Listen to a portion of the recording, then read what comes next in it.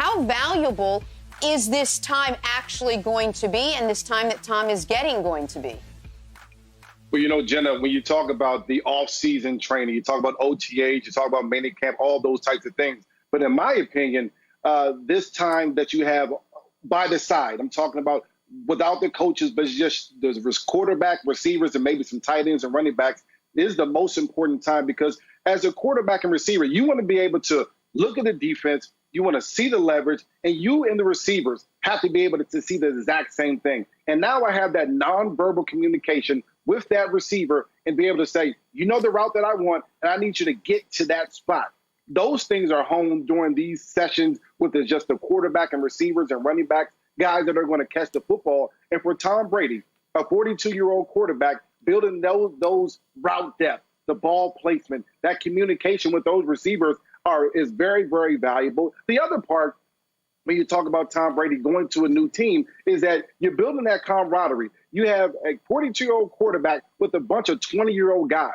And I remember back when I was younger and we were in Philly, and Donovan would always have throwing sessions out in Arizona. And it was all about building that camaraderie. It was about honing those routes, getting the route, the right route depth, all those different things. But most importantly, it was about the communication and the togetherness, the bond that we're able to share with the quarterback and all the other players on the team. And I think that's probably going to be the most important thing for Tom Brady, being able to talk to those guys, having an older quarterback and younger guys coming together as far as off the field stuff, especially during the time where you're not going to be able to do the mini camps or OTAs as much as we have in the past. That's going to be critical. And I think this time with the receivers is invaluable for Tom Brady.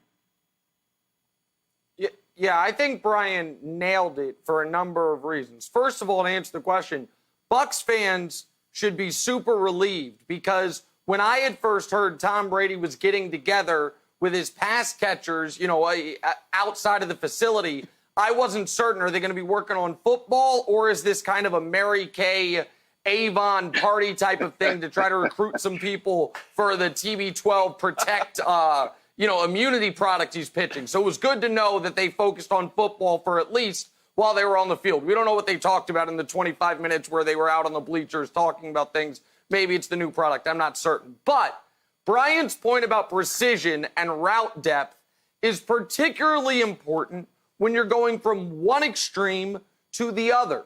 And you don't get a bigger gap between styles of quarterbacks from Jameis to Tom Brady.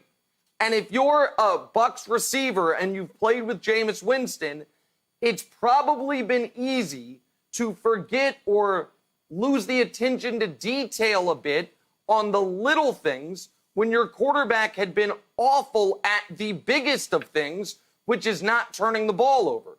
If your quarterback's averaging 2 turnovers a game, it's probably hard to really convince a young receiver 7 yards means 7 yards, not 7.5 or 8 yards, when you're thinking, yeah, and white jersey means white jersey, not blue jersey, running the other way.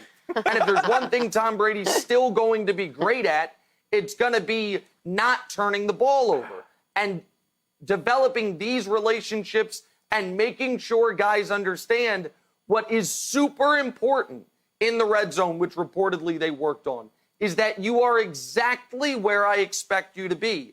And so I do think, Wildes, the fact that we're in May and they've already found a way to get on the field together should be a source of optimism for Bucs fans that were concerned about how will this pandemic offseason affect our ability to get Tom Brady and these receivers and tight ends on the same page, Wildes.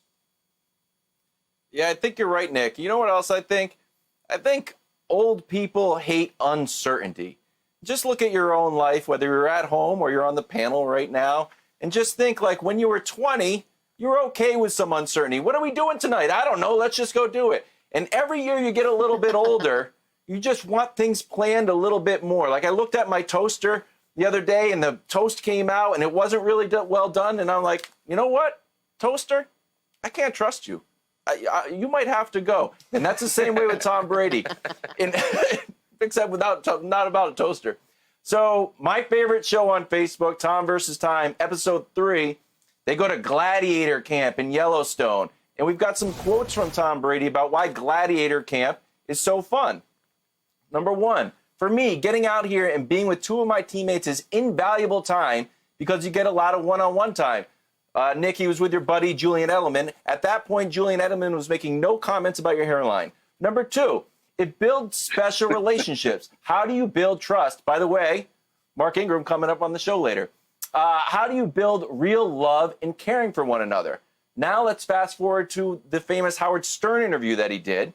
Howard Stern was talking to him about the personnel and Belichick. And Tom Brady said, I would say to Belichick, I don't have trust that this guy can help us win the game. I've definitely expressed my opinion to say, if you put him out there, I'm not going to throw him the ball. So I think out of all the quarterbacks in the NFL, since Tom Brady's a little bit older and older people do not like uncertainty, Jenna, Tom Brady values trust more than any other quarterback.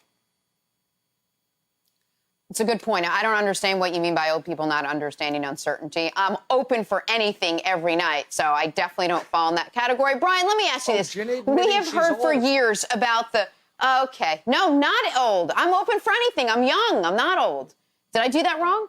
Patriot way, right? We've heard for years about the Patriot way. You know what we haven't heard? Nick, be quiet. What we haven't heard? The Buccaneer way.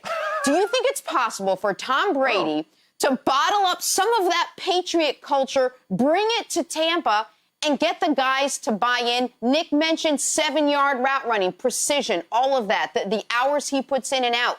Can you take that, one guy, bring that to another team, and get everybody to sign up for it? Well, I think when you're bringing the GOAT, the greatest of all time, Tom Brady, into that situation, the guys around him, Mike Evans, all the other receivers, they are just going to fall in line. Teach me how to be a winner. They haven't been successful in Tampa Bay and with Jameis Winston or anyone else in a very long time. Now they have the opportunity to play with one of the best quarterbacks that have ever played the game, probably the best quarterback that has played the game before. And this is what the Patriot way was built on: preparation, study, attention to detail, and win at all costs. And I think Tom Brady can bring all those aspects to Tampa Bay that can help them win. The biggest aspect about the Patriot way was Bill Belichick. That's the one thing that Tom Brady won't be able to bring to Tampa Bay. We just hope, and I think Tom Brady hopes, that Bruce Arians can be that Bill Belichick of the South. And if they can win an awful lot of games. And you did, if you saw the pictures, and credit to the Tampa Bay Times for having a reporter out there for getting this story so we all know it, and they have the exclusive rights to the photos. But if you go to their website and you check it out and support your local newspaper, America, something very interesting stood out to me. All of the guys out there are either shirtless, wearing tank tops, or just some T-shirt. That's it. Except for Tom, who is wearing shoulder pads and a official practice jersey. So, I mean, he hasn't been able to get to the facility. He already has some equipment. I'm not sure. Maybe that was in the Byron Leftwich handoff that never actually happened. But the point is, some of that Patriot precision or attention to detail, all these other guys look like, all right, we're going to go work out on the field. Tom's wearing his shoulder pads and the special colored quarterback don't touch me jersey, which seemed a little unnecessary because there were literally no defensive players out there. But still, you even saw it there that he was a little more buttoned up, Jenna, than the rest of the guys. Thanks for watching. Subscribe here to get the latest from the show. Also, be sure to check out more of the best clips from First Things First, or go watch a few segments from our other shows on FS1.